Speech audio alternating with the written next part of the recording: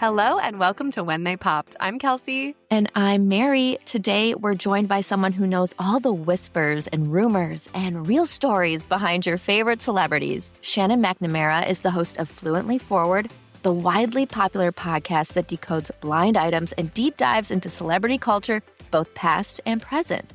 Now, Shannon has built a dedicated following by thoughtfully analyzing the celebrity gossip landscape with her signature mix of research, insight, and humor. Her ability to connect the dots between blind items and actual events gives us listeners an entirely new perspective on the entertainment world.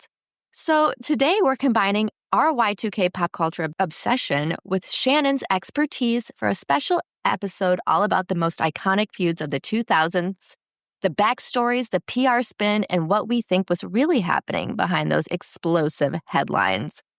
Shannon, as a longtime floozy myself and a fan in general of Fluently Forward, we're so honored to have you. Welcome to When They Popped. Oh my God. Thank you guys for having me on. I'm like vibrating from that intro. I'm like, you hit all of my buzzwords. Like there couldn't be anything more that I would want to dive into. Mary is known for her intros. She is like the iconic intro queen, but we're also known for our little warm-ups and icebreakers. So to get us all in the Y2K mindset, Shannon, we were thinking we could do a little Y2K rapid fire feud round. So for each of these 2000s iconic rivalries, we want you to tell us which side were you on at the time. Oh, it might be a hot take, but you also will have the opportunity to tell us if your perspective has changed since. Yes, because you know what? I think it has changed for at least one. But you have to be honest with us where you stood at the time. Are you ready? Yeah, Rapid ready. fire. Just first thing that comes to mind. Okay. The first one is kind of really controversial. NSYNC versus Backstreet Boys. I was team NSYNC. Has it changed?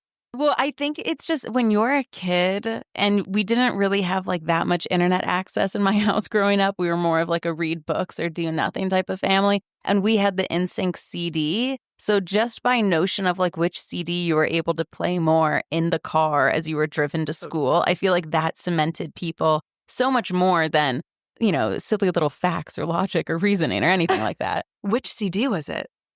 It was the one where they're little puppets, you know? No strings. No strings attached. That is a great album. And I would put it on as I played like Roller Coaster Tycoon. And I was like, this is the future. I had no idea. That was the Really future we were promised. How about you guys at the time? Then and still, we are Backstreet Boys girls. But we can be friends. Are you guys going to go try to see them at the Sphere? We are going. Opening weekend, all 3 nights. Oh my God, dude. Congratulations. You'll have to reach out to Kelly from Beyond the Blinds because like, no one knows Backstreet Boys more than her. Okay, I have got your next one, Shannon. Christina Aguilera or Britney Spears? Britney Spears. And yeah, Britney Spears, I think just because like she was so numero uno. And it's just so funny also, too, the way you look at how we viewed those feuds as like little tiny children versus now. I didn't think at all that they were pitting women against each other. I was like, Christina's not as hot as Britney, but she tries to be Team Britney. And like that was where the cognitive reasoning stopped. And I didn't like even have my period yet. So like that was my take on it, you know? Like Same. Britney forever. I think I've grown, I've matured. I appreciate Christina Aguilera. I like her music. I see what she's putting out there in the culture, but it'll always be Britney for me. Yeah, if she had come around at a time where Britney didn't exist, I think we all would have received her a lot differently. Nobody did it like Britney. All right, the next one. This one's juicy. Paris Hilton or Lindsay Lohan? I don't think I knew enough about this, but I probably would have been Team Lindsay just because like she was in the movies. She seemed more like a sweet girl from The Parent Trap, and Paris Hilton just kind of seemed like a little bit of a snobby bitch. And I know she had a redemption arc, but like I still kind of look at her sideways. Sorry. It's kind of crazy how like Lindsay Lohan, for how famous she was, how much influence she was, she seemed like an underdog in that feud. But you know what? She's really good at playing that kind of underdog. You know, even in Mean Girls, she's the title character, but she's playing the underdog, and in The Parent Trap. And then like she's really good at, maybe it's just having red hair and freckles, but she's like, even though I'm gorgeous, I'm also down to earth or something. And Paris was totally Regina. Yes. Yeah. Regina Energy, Nepo Baby, Lindsay, like you said, had a work product, if you will. I guess Paris had her book, Confessions of an Heiress, but that's about it at the time. Okay, what about Lauren Conrad or Heidi Montag? You know what? I never watched The Hills, but I've had so many girls drunkenly come up to me in a bathroom, probably 7 different girls throughout my life, and say, you look like Heidi Montag before she got plastic surgery. That's so then huge compliment. As someone who hadn't seen The Hills, I was like, this is such an insult because before you got plastic surgery, I'm like, oh, so I look like the ugly version of her. No. But then I looked her up. I mean, I think she looks great either way, but I was like, slay, I'll be Team Heidi, even though from the clips that I've watched, it looked like she was shit at her job and I should be Lauren Conrad, but I don't know anything about the show. So I'm in PR and I literally think I went into PR because I loved Heidi so much and she made it look like it was just going to parties. Yes. When I watch, because I watch like clips of it now when I'm older and I'm like, this is crazy. They were really trying to perpetuate the misinformation that was also fed to us via rom-coms that you can be in your 30s and the managing editor of a fashion magazine and make a bunch of money. And then like we also got it from reality TV. So no wonder we were all disappointed when we started to get jobs. Incredibly disappointed. Yeah. Okay, the next one. Are you a Twilight fan? Because we have Team Edward and Team Jacob. Okay, so dude, as a kid, totally Team Jacob. I had a little Barbie doll of him, or I guess I should say a Ken doll. But as an adult, Team Edward, because then I learned what money is and how it pays the bills. And I was like, he had a nice Jacob. house. Yeah. He had generational wealth. Actually, I was more of a Carlisle, who was that like rich doctor dad of his. Oh, yeah.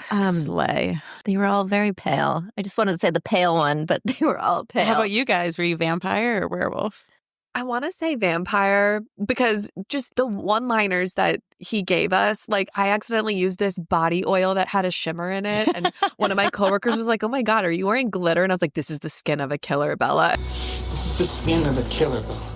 Or when he was watching her sleeping, like at night, like after I watched Twilight, I would be in bed and I would be like, what if my crush was just like there looking, you know? Why did we think that was romantic? And it was the same as like Pretty Little Liars. I'm like, the idea of like your high school teacher stalking you and being obsessed. I'm like, that's love, baby. Like that's the pinnacle of it. It's so messed up. We are damaged millennials. Damaged goods. Yeah, that's all of us. Damaged. Oh my God. Okay. This is a big one. Team Aniston or Team Jolie Pitt? I think I had to be Aniston. Like everyone was Aniston, but then there was also the side of you. Because I remember I heard all about that just through like the tabloids at the grocery store checking out with my dad. And I was like, oh my God, like poor Jen. But then there was a part of you that also goes, but Angelina's so cool. You can't deny it. Like she just was so cool. Like, I don't know if we have a Angelina Jolie of this generation. Like, she was just so fucking cool. So badass. And like, why weren't we mad at Brad?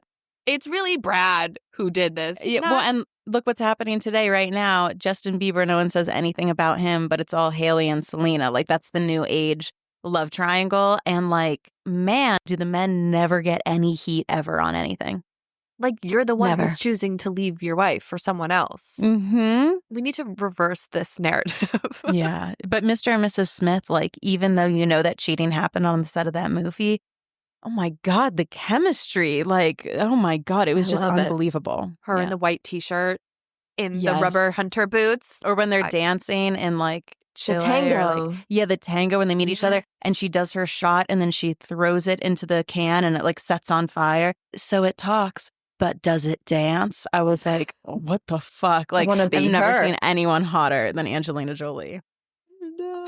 Okay, this next one is Perez Hilton versus a lot of people, but mostly Lady Gaga. Do you remember that crazy Twitter feud they were in?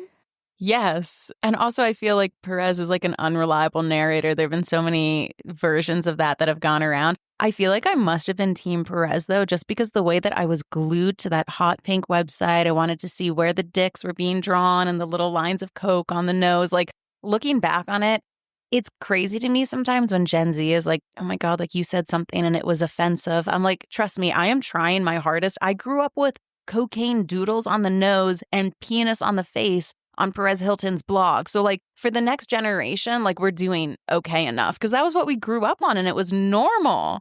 Not just Perez though, but like actual journalists would be like, look how fat Jessica Simpson looks in this leopard print belt and the mom jeans. Like, we were told that you were as big as a house if you looked like freaking Jessica Simpson, and she looked amazing. And we didn't even think that size 0 was skinny. It was size 00. Do they still make 00s? Like, go shop in the kids section if it's a 00, like at that point. But like, oh my God, that was considered normal. And I remember they would have images on the tabloids of girls and their exact weight, like 87 pounds, like 99, like absolutely crazy stuff. I like what you said. Considering all that, we're like doing pretty damn well. Right? Yeah. Like, we're thriving. Huge leaps have been made. Yeah. Absolutely. Okay. The ice has been broken. You had some incredible ideas of feuds to talk about today. And let's go through these one by one. I want to start with Selena versus Miley and Mandy, plus Nick and Demi. There's a side of Nick and Demi in all of this as well. First, like, talk to me about some of the things you remember about this one, or like what stuck out to you about this one. Dude, the young Disney girls, I stayed hooked to like Tiger Beat and J14 and like everything like that. I just remember, first of all, they must have been like pumping pheromones into like the Disney set, because the way that all of those kids, it was like the cast of Gossip Girl, you know, like everyone dated everyone. My understanding of this feud was that Miley had dated Nick, and everyone loved that. They were like, oh my God, perfect couple. They broke up. The 7 things I hate about you. And everybody was into that. Then I believe there were rumors that Nick and Selena were dating, because in the music video Burning Up,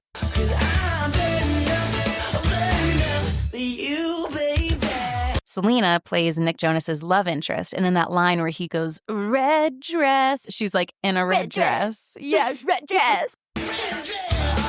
And they have their like bodyguard rap. And like, she was his Big love Rob. interest. Big Rob. Yes, the bodyguard. Big Rob for real.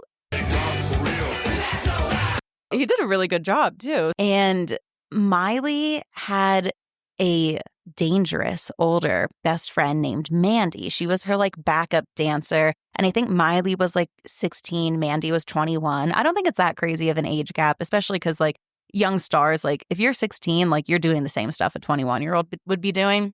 But she was older, and she was like the bad influence friend, which like me watching this in probably middle school or high school, we all had that one dangerous bad influence friend. And like you could see that it was Mandy. And Mandy and Miley started this YouTube show called The Miley and Mandy Show. It was just like vlogs, stupid YouTube videos. And Selena and Demi, who had been best friends since the childhood days of Barney, they put out a YouTube video just being like stupid kids. I think they started it, their faces were close up, and they started it by saying, yo, yo, yo. Yeah, I said it twice. You got a problem with that? Yo. Yo, yo. Yeah, I said it twice. Got a problem with that? And I forget the timeline. I don't know how soon it was after, but Miley and Mandy, yeah, very quickly after, they put up a YouTube video and line for line repeat every single thing that Selena and Demi said, obviously making fun of it. Like, yeah, I said it twice. You got a problem with that? Yo. Yo, yo. Yeah, I said it twice. You got a problem with that? Yeah, I do. I remember as a kid, like Selena shows off her Power Ranger shirt. I got this really cool shirt today, and it made me want to give a shout out to my boys. Who's that? Power Rangers! And then Miley has one, and she's like, it's the Teenage Mutant Ninja Turtles. Okay, so listen. What's up? I got a really emo shirt today. Emo? Yeah, like emo amazing. Emo. You don't know what it is? You don't know what it is? You don't know what it is? Yeah, what is that? Ninja Turtles! It was just the most obvious portrayal of like messy bullying someone and making fun of them for the entire internet to see. I feel like my heart stopped. I was like, oh my God, war was just committed, you know? Like, I remember being so shook. What do you guys remember about it? You did a great summation. I remember reading that Selena and Nick were spotted at the Cheesecake Factory. And I was like, oh my God, this is where men need to take Peak me. drama. Like, this is I wonder if that was a Right. brand deal back in the day and like we didn't even know it or something. right. And then I also remember you talked about the 7 things I hate about you. The 7 things I hate about you! So like when that came out, I guess like after Miley and Nick broke up, Mhm. and apparently it was confirmed by Miley it's about Nick. In the music video, she's wearing his like diabetes necklace, and she has like a picture of her and Nick that she holds up, but she like covers like his dog tag. Yes, but if you like pause the YouTube video, you can see at that second like a little bit of the scribbling out and his like curly hair in the background. And I remember being like, wow, this is everything. Yeah. Ballsy. Right? And then remember when she performed it at like the Teen Choice Awards and she went up to Selena in the crowd and like sang it with her, and Selena was like bobbing her head, like trying to be a good sport about it. I rewatched that today and I was like, this girl is ballsy. She's always had balls, Miley. Miley has always had balls. And that's, I think, why she's had such a sustained career, because you need balls in Hollywood. And she's got like 9 of them, you know, like, yeah. And from such a young age, too. And I think that was why she got the Hannah Montana audition, was because just from the audition, they were like, there's something different about this kid. You know, she has a confidence most kids that age don't have. And then I remember Disney kind of saw the tabloids, saw what was going on, and they tried to put them all together in a music video, like for Send It On. Yes. For the environment. Send it on. Send it on. On and on. And what I loved was that they paired the 2 weakest singers, Kevin Jonas and Selena Gomez, together because they knew that they could not carry the way that the other 4 could. Wait, and speaking of Kevin Jonas, Shannon, he was even photographed in a shirt saying Team Demi and Selena. Like, what? God, don't you miss this? The closest thing we have is Hailey Bieber wearing the Nepo Baby t-shirt and then changing out of it after the photo was taken. But like back in the day, t-shirts were like your boobs billboard, basically, to promote whether it was, what was the Paris Hilton one saying? Like, stop being poor. Yeah. Hillary Duff with dump him. Like, slogan t-shirts really should be making a comeback. I mean, we're about to be in a recession, so maybe we'll see them again. Bring it back. Well, now it's like people stalk people's Instagram likes. So Selena versus Hailey now, people are like, oh, Hailey liked a video that was a diss track of Selena. And it's like, this is so embarrassing. We used to have art parading down the streets. People used to make their own t-shirts. Remember when Julia Roberts wanted to steal her current husband, Danny, from his ex-wife, and she literally made a t-shirt about, Wasn't it like the woman's name was like on it or something? She was like, divorce him or something, like sign the papers. Like, I'm butchering this, but she was publicly bullying her through the paparazzi with a homemade t-shirt to get her to sign their divorce papers so she could marry him. Like, we used to have performance art, and now we just have people monitoring Instagram likes. Yeah, or like, oh, she posted a Megan Thee Stallion song, but in the title it says like, kill yourself. And it's like, oh, that's meant for Selena. And it's like, what? What the heck? But even people like breaking apart Justin and Hailey's marriage through everything they're posting on social media. They post it for 5 seconds and they take it down, or they like it and unlike it. And you feel like it's this gotcha moment. It could be an honest mistake, but there was no mistaking a Team Selena t-shirt by a certain brother. No. Well, also like when I was a kid, I would have also bought that same t-shirt. I remember seeing a comment. This was like in a recap video of it where somebody was like, as a kid, when I saw the video that Miley and Mandy put out, I was so mad. I tried to reset Miley's YouTube password or something. They were like, I was like so mad. Like I felt like she was bullying me because, you know, hot take, like, we are all nasty bitches at home, okay? If there was a YouTube video of me saying some of the stuff I say about other people, I wouldn't be here anymore, okay? I would have to like flee the country. But the thing is, they were young enough to put it online and do something like that. And it was just so obvious that it was bullying. But egregiously, there was a piece that came out. I don't know if it was J14 or, you know, it wasn't press release worthy, but Miley kept saying, we were just having fun. And then she even went as so far to say the quote that just as Elvis says, like, you know, imitation is the sincerest form of flattery. And we were just trying to imitate. And it's like everyone with half a brain knows you were making fun of those 2 girls.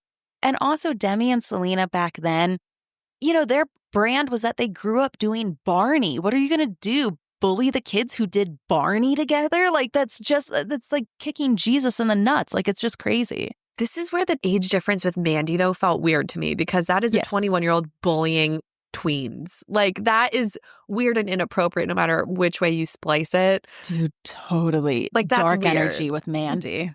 Don't like it. The t-shirt thing. Oh God, remember when those graphic t-shirts were they were like the junk food brand? Do you remember that? They sold them at Kitson, Mary. Oh, I was a frequenter in my dreams. They had like all the like cereal brands and stuff, and they had like the Spider-Mans and those t-shirts, and I was like, God, I cannot wear my power. Like I need to dress according to the team, the team that I'm on, because junk food was one of my favorite brands growing up. This makes me wonder, though, with the older kid element, were you guys allowed, like when you were like freshmen in high school, were you allowed to hang with like the seniors or the people that just graduated, or were your parents like, absolutely not? They were like, you could not hang with You were the trying older to? kids. I was trying to date them. I was trying to hang out with them, of course. Mary was popular. I was bad. I didn't even know that was an option. It wasn't an option. I dated a sophomore when I was a freshman, but we were both like on the cross country team. So like we were having pasta parties. Like there was no drinking involved, You're carbo loading together. Yeah, before. totally. I was like, damn, all this noodles are making me horny. No, I wasn't drinking. I wasn't partying. I wasn't getting frisky in high school. But I mean, I remember Miley back then. I remember she had that video of her doing salvia, which to this day, I've never heard of anyone doing salvia. She was smoking it out of a bong, so I'm assuming it's something like that. I think you hallucinate for a little bit. And there was a video of her smoking it and giggling and saying like, that guy looks like my ex-boyfriend or something. It was like a bunch of people sitting down at a party. And I remember everyone was like, who are these people surrounding Miley right now? Because like Mandy's a bad influence. One of her friends obviously filmed her high and then sold the video to someone. And it seemed like, obviously in the Selena Demi situation, she was the villain there. But I definitely think she had a lot of bad people around her when she was super young. No, and like her parents are definitely like pushing her into the spotlight. But I'm so proud of where she is now. And hopefully she's apologized. Yeah, I think they were friends again. Because I remember Miley and Selena did like an Instagram live over COVID. And I think that was when Selena revealed that she had a bipolar diagnosis recently. And they were talking about that, which kind of went under the radar. But anyway, so I'm pretty sure that they're close enough now. Nature is healing. Yeah, exactly. The girls are back. Send it on again, send it on. Part 2. So all is well in that world. Did we miss anything? Is all well, because then Demi and Selena had a breakup. And I don't know if I see Demi with anyone. Demi's out, I feel like. You know what I love about Demi Lovato? I saw a TikTok of hers the other day. And I was like, so many people are getting, veneers, buccal fat removal, like ponytail facelift. She doesn't even look the same. She has Instagram face. And there's Demi Lovato rocking the same beat on her face that she's had for the last 8 years. And I'm like, shout out. That's what I would do too. You found the makeup that works best. And Demi Lovato looks the same as she did 10 years ago. I saw her eating one of those $20 Erewhon strawberries, and I was like, she looks great. She looks amazing. Yeah. So maybe Demi's the real winner in all of this. I don't know. Yeah, But she's been through some shit, though. I know. Hopefully she's on the other side of it. I just feel like Shannon said, would love to get all of those Disney darlings back together for a Send It On Part 2. I want everyone who ever dated a Jonas brother to be my friend. Yes. All right. Let's move on to something a little more PG-13, which is Eminem versus Mariah Carey. Now, Shannon, any instant memories that come back to you about this one? This is a long one, long-standing. I mean, I was pretty young for this, but I just remember everyone knew Eminem was like so cool. He was the Slim Shady, like blah, blah, blah. Mariah Carey, I just remember, I think how it started in like looking back on what I know, I don't know if I knew this as a kid, was that Eminem kind of made some sort of reference that him and Mariah Carey had dated or had a short relationship. And she did what she classically always does, which is like, no, I don't even know him. I don't like, know you. I don't know her. Like we met like a few times and like that was it. I don't know her. Honestly, maybe she has memory loss and she's being honest. But anyway, she did that. Eminem dropped a diss track. I love when two people are diss tracking back and forth. And then cranked it up to another love of mine, music video involvement. And when Mariah Carey dropped the song Obsessed. Why you so obsessed with me? And she is herself in half of the music video, hot, sexy, incredible, like early 2000s fashion. And then she plays herself as Eminem in drag, and she dresses up as him and follows her around in the music video with like the sweatshirt on, like looking like Slim Shady, little facial hair and stuff. That was so funny and iconic. And knowing the lore behind the song Obsessed makes the song the power ballad that it is today. But, Eminem kept going back and he said he has voice memos from her. Yes. He would play some of them at his concerts. So now when I look back on the beef, I'm like, unless Eminem is like so ill you can't even fathom it, something probably did happen between them, but I'm still going to be on Mariah's side because she did the better music video. Like, you can't blame a girl for wanting her privacy. Like, sorry, she doesn't want him going around blabbing about their little fling, Yeah. I think Mariah won. And that's solely because, like, okay, M goes in and he's like, his disses are always like, I'm going to fucking kill you. Like, they're always like violent and aggressive. Mm-hmm. It's almost like, no, it's not almost like, it's way too much a lot of the times.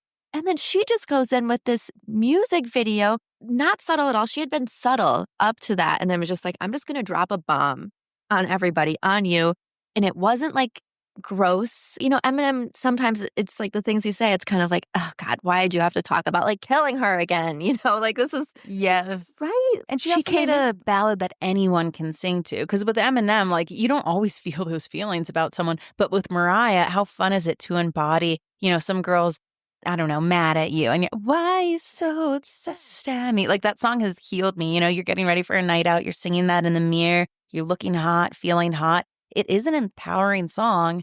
And then the music video is her dressed up as Eminem. Like, it doesn't get more iconic than that.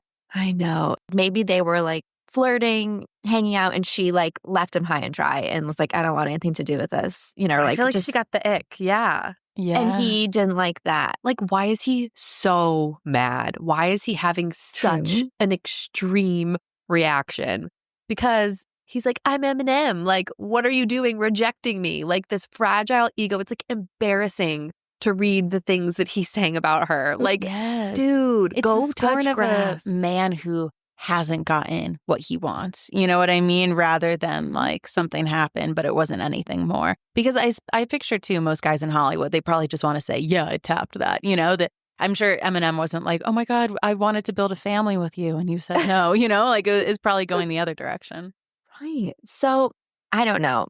Looking back at this one, it gets really messy. I won't get into all these different like lyrics and back and forth. She's written multiple songs that he mentions her. He mentions Nick Cannon in. But ultimately, I did read it's one of the longest running feuds in modern music history. So like props for that. I bet it's not over. I bet one of these days they drop a memoir and a little bit more is revealed. I see the light at the end of the tunnel, but we're not there yet. And I did read that in Mariah, everyone, like apparently M was like, he was super nervous when she had her memoir come out because he was like, what's he going to say? And she did not even mention him. Because she doesn't know him. She doesn't know She never met him. Honestly, that's like the best revenge. Yes. Like not mentioning somebody, not talking about them when they expect it. Wow, Mariah is an artiste. Also, she was married to Nick Cannon when a lot of this was going on. Like, you're feuding with someone who's married. Like, they've moved on. Yeah. It's giving Selena and Haley. It is. Okay, wait, but did you hear about the 23 text messages? I saw a TikTok about it, but I think that isn't from an old song, Ring. And I don't know if that's about Justin Bieber, but the way that TikTok had 1 million likes on it, I'm like, but this was from the Rare Deluxe album. Yes, it which was. did come out afterwards. So it could have been about Justin, but it could have been about someone else. Yeah, I received your message. All 23. All 23. Because I love that song, Ring. Wrap around my finger like a ring, ring, ring. If it is true, I have no idea. I'm so toxic AF. Like, I want Justin and Selena back together one day. Even though I know it wouldn't be good. But, like, if I take an edible and I get in bed and I'm on TikTok and I find myself down a rabbit hole, I will watch Jelena TikToks and I will feel things. Yeah. I will feel things. I just will. And I don't know why. They were the Brad and Angelina of our generation. They were. Oh, my God. Well, because weirdly, I think Haley would be Jennifer Aniston. Because I just think Selena's a little bit more dangerous and exciting. And like, I've been obsessed with Selena Gomez myself. Like, even though it's not that she has the strongest voice or the most incredible acting, she's still one of the most followed people on Instagram. There is something about Selena Gomez where it girl is just in her bones. And, you know, Hailey Bieber, I'm sure she's a nice girl, maybe. I don't know. She doesn't have the it factor that Selena does. And Angelina Jolie had it factor. Although Jen Aniston did too. They both did. It was a different playing field with that trio. And I think that her working with Steve Martin, Martin Short, has just taken her to another level of celebrity. It's just like you're hanging with the old A-listers. Like it doesn't get more iconic than that. But yeah, I love when someone knows the song Ring because a lot of people don't. That album was great. Honestly, Rare was a great album. Love it. Before we move on, can I just say I literally love that two iconic rappers came to Mariah's defense during this. Ja Rule and Busta Rhymes were Team Mariah. I love that. Now, did they put on the T-shirt? Did they home make a T-shirt? We didn't get a T-shirt, but they went to the press, and that's even better. They made a definitive statement. What did they say? Leave Mariah alone. That's my friend, man. That's what Busta said. That's what Busta told WrapUp.com in 2009. And he's like, I just don't even get why this is resurfacing again. Like, I just hope they could be cool. And then Ja Rule was like, you know, diss tracks shouldn't even be a thing. It all stemmed from Eminem. Like, everyone is like putting this back on Eminem, and I agree. I believe that too. I feel like Ja Rule defends Ashanti a lot too. Or Fat Joe and Ja Rule defend Ashanti a lot. So I just like when they step up for their gals. Fat Joe and Ashanti are like best friends. They're like we should do an episode on like unlikely friendships. They are one of my favorite. That would be a really good one. You could do Gwyneth Paltrow and Jay-Z, unlikely friendship there. Snoop and Martha. There's so many. Well, speaking of friends and unlikely friends, our next feud has to do with one of my favorite television friendships of all time. And when I found out these two people hated each other, it kind of ruined a lot of the magic of this most iconic television show. Obviously, that is Kim Cattrall and Sarah Jessica Parker from Sex and the City. Shannon, I got to know your thoughts on this. Were you a Sex and the City girly? When I was younger, I think I would watch, because like I wasn't allowed to watch HBO, but I would watch the clips of like Samantha's, you know, funniest lines in Sex and the City. And then I think after college, I got into it. And now it's one of my top 3 favorite shows. I've seen every episode at least 6 times. That's comfort watch. Oh my God. I know everything about Sex and the City. And I just think it's one of the best shows. It's also so funny. It's so insightful. Like, even though it has that title, it's got the HBO stamp of approval because it's such a good show. And when I also found out that there was, you know, toxic beef between Kim Cattrall, aka Samantha Jones, and Sarah Jessica Parker, aka Carrie Bradshaw, and it seems like it's mostly on Kim Cattrall's end. It kind of sounds like she said that it was the 3 girls versus her, and that Sarah Jessica Parker, she also had some sort of upper hand where maybe she got her hand in how the storylines went, or she got some sort of executive producing credit. She wanted to be paid more than the girls. And Carrie Bradshaw was the protagonist of the show, even though it's also kind of an ensemble cast. It was unusual in ways that it was both. But Kim Cattrall said that like Sarah Jessica Parker was, quote, not very nice. I think she said about it, like, I wish she had been nicer. Sarah Jessica Parker, on the other hand, always speaks well of Kim Cattrall, tries not to get into it. She said before in interviews that the screensaver she has on her phone has the word grace on it before she does press interviews, because every time she does a press interview, she wants to embody the word grace. And that pisses me off. I'm like, tell us how you really feel. Well, it pisses me off, but also what a good insight. Because sometimes I go on someone's podcast and I'm like, oh my God, I was the nastiest bitch about like, you know, Sabrina Carpenter on there or something. And I'm like, but does somebody have that on their phone because they need to have it? They need a reminder to be graceful. Who knows? But it seems like everyone else loves working with Sarah Jessica Parker. But there's so much going on because then you look back at all of the different scenes and the way that in each episode, Carrie has a fight with Big, Charlotte does an open art gallery, Miranda is trying to have something happen at the legal firm, and Samantha just had like a team ran on her of a bunch of like college boys and like she's naked. And it's like, she should have been getting paid more than she was because Samantha had the most outrageous storylines, but she carried. Yeah, she carried. And it just breaks my heart because now she's not in the And Just Like That reboot. Mary found this stat. So a lot of what we found is that it came down to these salary disputes before things really took a head a couple years ago.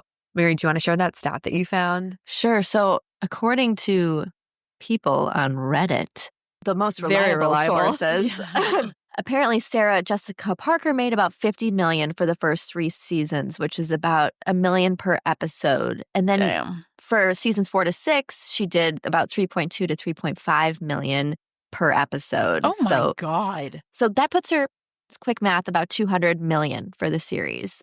Whereas the other cast received about $350,000 per episode towards the end of the series. So I would imagine they started even lower with that. And people estimate that like they made about maybe $20 million for the series. So like $20 million. And then you hear your coworker, who is the lead, is making $200 million. But you're showing your naked body all over. I don't know. We were asking more of Kim, I feel like. 100%. And Carey is, like she's the one who knows all of the girls. She's in the intro opening credits. She drives a lot of the storylines. And we mostly see scenes of her with someone else, but not at a rate of 10x more. That's astronomical. And the main thing that when you think of Sex and the City, it's all 4 of them equally. And I almost wonder if Kim Cattrall on purpose didn't do And Just Like That, because without all 4, in my opinion, you can't even do the show. It's completely not the same. And I watch it sometimes on a plane, and that's the only time it's palatable. No, it is not good. And that one scene that she was in the car, like it lit you up because Samantha, I love, there's a reason why it's always groups of 4 and it works so well, same with Pretty Little Liars. Yes. Like they have it in such a variety of shows because, it's the same as the seasons or the directions, north, south, east, west. Like each girl contributes something. And without Samantha, you're missing a little bit of the foundation, like the car's missing a tire. So if those numbers are true, I'm surprised, if anything. I'm kind of disappointed in the Charlotte and Miranda for not standing with Samantha, because you hear all of these stories of ensemble casts saying, no, we're going to stick together. And if they build their case, then rising tide, it lifts all ships for every other TV. Exactly, like for Friends. So that's really disappointing that they left her out there. But I wonder why her beef is mostly with Sarah Jessica then. I don't know. I feel like Sarah Jessica Parker also came into this being a bigger star, right? Like she had some notoriety. She was in some really iconic movies. I feel like she is really well connected in the industry. I can kind of see, being a Kim Cattrall, and I'm making all of this up. I don't know anything. Yeah. Like that's I can kind of see her being like, oh, everyone's like kissing her ass a little bit because of who she is. Like, this is why they're not taking my sides. And I'm sure that just alienated her further. But I thought it was so interesting that none of us really knew that any of this tension existed until the Sex and the City movie came out in 2008.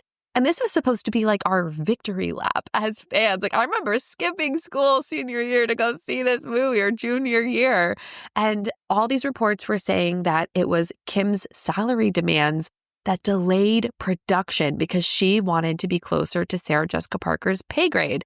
At this point, this series is icon status. Like, just give it to her, man. Like, you're not going to do this movie without Kim, and you're asking so much of her. So like eventually the movie's made, but apparently that just like created even more drama between them where they really weren't coming back. And it was during these press tours where people started to notice like, something's going on here. Like they're not hanging out. They are not being able to hide their disdain for each other in these interviews, but they're like publicly denying any of these issues. And then 2017 was when the plans for the third movie just totally fell apart. Sarah Jessica Parker was like, it's over.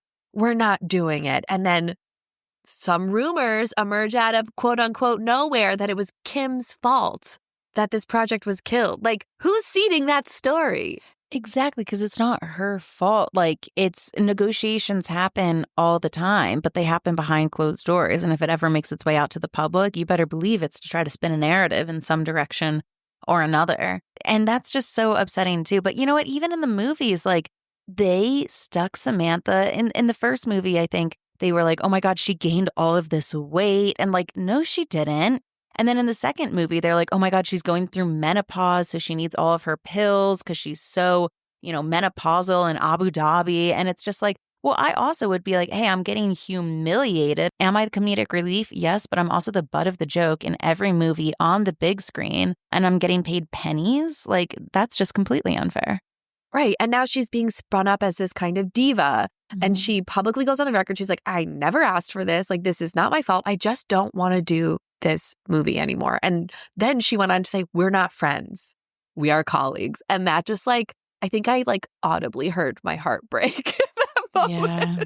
But you know what a great actress. I was just going to say it's a testament to their skill, because even knowing the beef, when I watch the show, I am transported into the lives of those characters. And when, you know, I don't know, like when Carrie is saying how I cheated with Big, you know, don't you want to judge me just a little bit? And Samantha goes, not my style, you know, like I do think that they're friends, and damn, are they good at their job. They're the best colleagues you could ask for.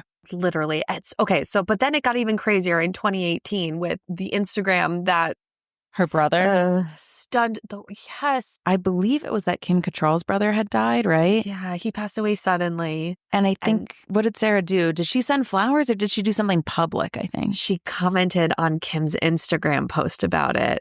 And that just sent Kim off, because Sarah Jessica Parker is a public figure. She is savvy. She knows how this works. She knows when she comments on someone's post, it's going to be picked up by people. We know what celebrities post on other celebrities' social media accounts is news, for better or for worse. And you know she's doing it to make herself look good. Like, even though Kim was difficult, she's still commenting, blah, blah, blah. Look at Sarah Jessica Parker rising above. And again, this is being very cynical. She has so much grace. Right. And this is being my most cynical self. Like, she worked with this woman for years. I'm sure she genuinely was very, very sorry that she was going through this devastating loss.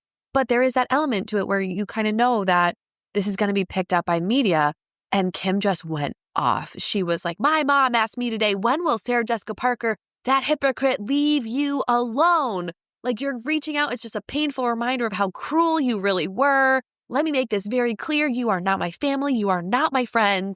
I will tell you one last time, please stop exploiting my tragedy to restore your nice girl persona. Well, crazy. Like, that's devastating.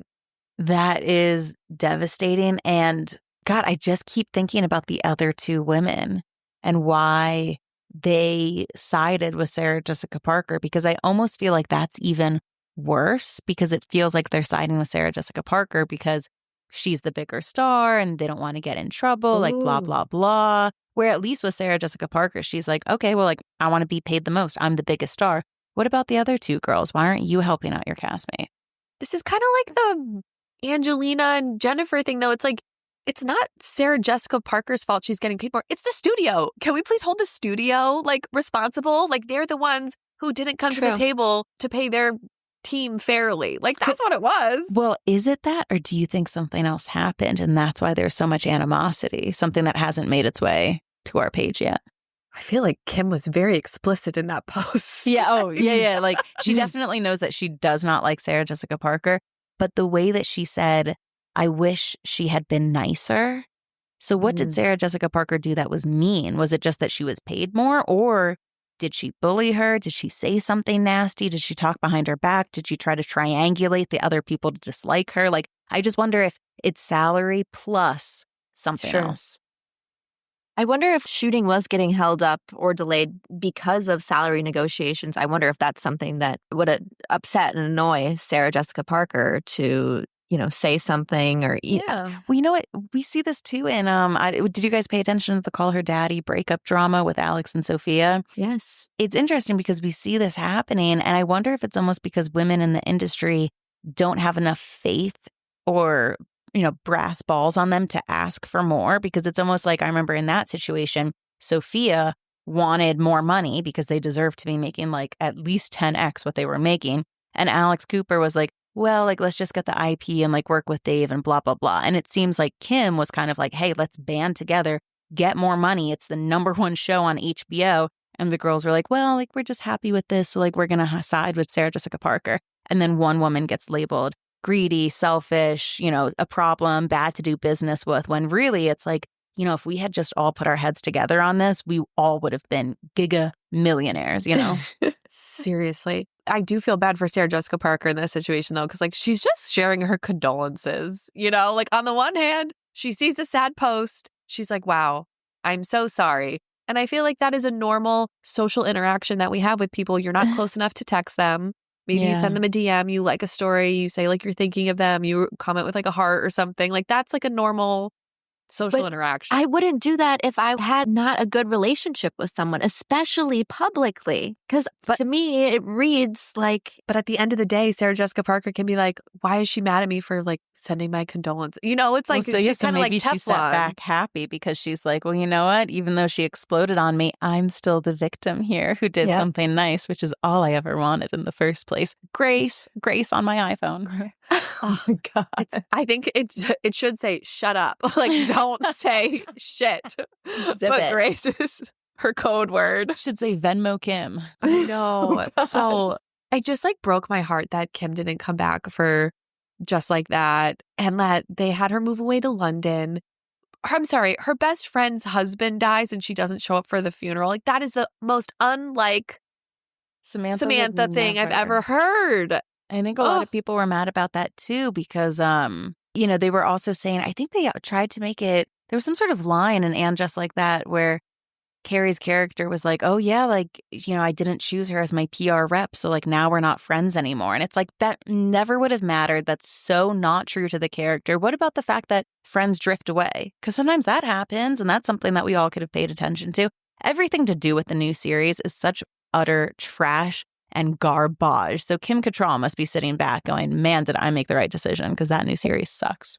Everyone says it sucks because she's not in it. So that must be so satisfying. Yeah, she probably sleeps like a, you know, like a happy clam every night.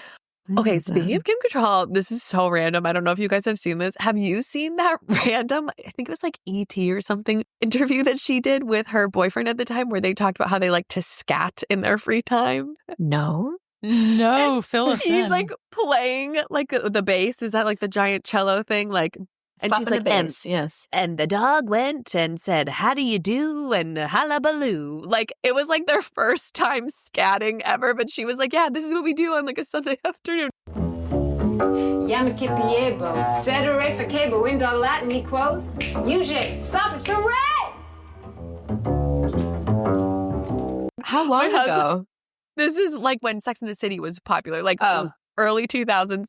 It's like a fuzzy video. I need to send it to you guys. It makes me pee my pants. And I'm like, you're fighting with this woman who likes to scat in her free time. And isn't she British too? Which I think was funny because the storyline in Sex and the City where she like fakes being British or whatever. But isn't she actually Kim Cattrall? Is she? No way.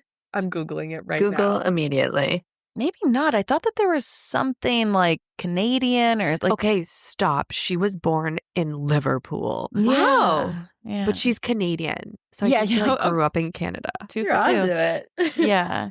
I knew something because I was like, she also seems... You can kind of tell sometimes with celebrities if they're American or not. And the American ones are usually a little bit more messy and into it. And like usually those like HBO actors in Game of Thrones or whatever, like the European ones, they just kind of stick more to the craft. They probably view people as colleagues. Fame isn't like the name of the game for them. But for Sarah Jessica Parker and a lot of American actors and actresses, I feel like it totally is. I literally just Googled Kim Cattrall to find out if she's British. And the first people also ask Google search result is, why do Sarah Jessica Parker and Kim Cattrall not talk? Yeah. That makes sense that's number one. Isn't that crazy? But for some reason, I just also think about the other two girls because I'm dying to know what their thoughts are in this. And I feel like they've tried to do some sort of, the one who plays Charlotte, Kristen Davis or whatever. Yeah. I think she started a podcast or a talk show or something. And she had on Cynthia Nixon, who plays Miranda. So it seems like they are actual friends. Good. But I don't know. All I know is that if we could read the text messages, the hours all the girls must have spent talking about each other, ooh, I would love to listen. The screenshots. Mm-hmm. I feel like their texts are also so dramatic. Like the way Sarah Jessica Parker speaks in interviews, it's so flowery and like she uses all these like artistic words. Like she's like, I'm an artist. This is my craft. Everything's a craft and every movie is a film. You know what I mean? It's just like, yeah, it's crazy. Imagine the shit she tells Andy Cohen because they're like besties. Yes, which also to me is kind of like a little bit of a red flag. I mean, how can you have Grace on your phone, but then Andy Cohen is your best friend? Like, it's giving fake bitch. Sorry, but you know. I mean, you make a fair point. Okay, so those were some pretty incredible feuds we discussed. Shannon, thank you so much for bringing your insight. I would love if we could talk about Fluently Forward before we run out of time today. I have to say, I found you during COVID, and I was naive about the world until I found you. I was like, what's a PR relationship? What's a blind item? And I learned so much so quick. And I would love if you could just tell some of our listeners a little bit about you and your show. Oh my God, of course. Well, thank you. Yeah, I mean, Fluently Forward, I think the podcast did start 2020, 2021, like somewhere in that area. And we cover celebrity gossip and pop culture, but we do things where it's like, I always consider the episodes like what you would actually say to your friend at happy hour, where you're like, let's speculate on this. I think that they hate each other. What do you think their sex life is like? Just type of stuff where it's like, you just want to talk about it with your girlfriends, but also wonder about the why. So like, why is it that we always pay attention to the two women and not the man in a relationship? Or why is it that, we did a great episode over on Patreon, the quote unquote ugly sister. So Bella Hadid to Gigi Hadid versus Kylie to Kendall versus Khloe to Kim. All three of these sisters who grew up being labeled the ugly sister, they all went on to get really extensive plastic surgery, to end up in relationships with men who cheated on them. What does that mean when you're like labeled that by the public? Because I studied sociology in college. So it's a little bit of like that look, along with just like the fun gossip and conspiracy theories, because I think the internet is nuts. I love what people come out with. But then we also live in this weird world where a lot of theories about like, Free Britney end up being true, or the stories about Diddy and now he's in jail. So it's kind of, you got to look at all this gossip that comes out through a lens of, is it true? And then also, what happens if it's true? Or maybe it's not. So I just like looking at it all. It's so much fun. You are my comfort show. And I just feel like I have something over my eyes until I started listening and questioning a bit more. So it was so wonderful to get to have you on our podcast. Thank you so much for joining us. And we hope you'll come back again someday. Of course. Thank you guys for having me. I had a blast. You're the best, Shannon. Thank you so much. Well, guys, we had just yet another great guest on. That was so fun to have Shannon on. Make sure to check her out. She's on Instagram, wherever you get your podcasts, Fluently Forward. I hope you enjoyed her as much as I did, Kels. Incredible. She's like, I think she was wearing a Teenage Mutant Ninja Turtle shirt, and I think it's like, girl, you got this. Like, she remembered every detail. I love it so much. I love talking shop with someone who understands pop culture. Like, there's nothing that makes me happier. I felt like we were like getting cocktails or something. Right. And it's not often that I feel like I'm around, like, excluding you and, some select other people that I can kind of shoot the shit about these like niche pop culture memories. Like Nick and Selena being at a cheesecake factory and like you guys being excited about, like, it's just not everybody would understand. So it was special. Kelsey, you are in New York right now doing something fun. You did something fun? So you guys, I had a Y2K experience last night without even knowing I was walking into a Y2K experience. So Mary, have you seen the movie Death Becomes Her? No. It has Meryl Streep and Goldie Hawn. It came out in like, I don't know, the 80s or the early 90s or something. Well, it's a Broadway play now. And I went last night. I'm showing Mary my playbill. There were two iconic Y2K stars in this production that I literally forgot they were in it. The first was Michelle Williams of Destiny's Child. I got to finally hear her sing live. How did she do? Amazing. She's like the villain in the play. Not really like the villain, but she's like a bad bitch. And she freaking killed it. I'm obsessed with her. Okay, so the second Y2K star, I was like, why does this man look so familiar? Like, I've been staring at his face for so long. Like, I just know his voice. I know his face. Okay, his name probably may not mean anything to you. His name is Christopher Sieber. Maybe Sieber. He is the dad in Two of a Kind. He plays Mary-Kate and Ashley's hot dad. the professor. Oh my God. I screamed during intermission when my friend Becky was like, he's in Two of a Kind. I was like, that's why I know him. What a huge moment. How did he do?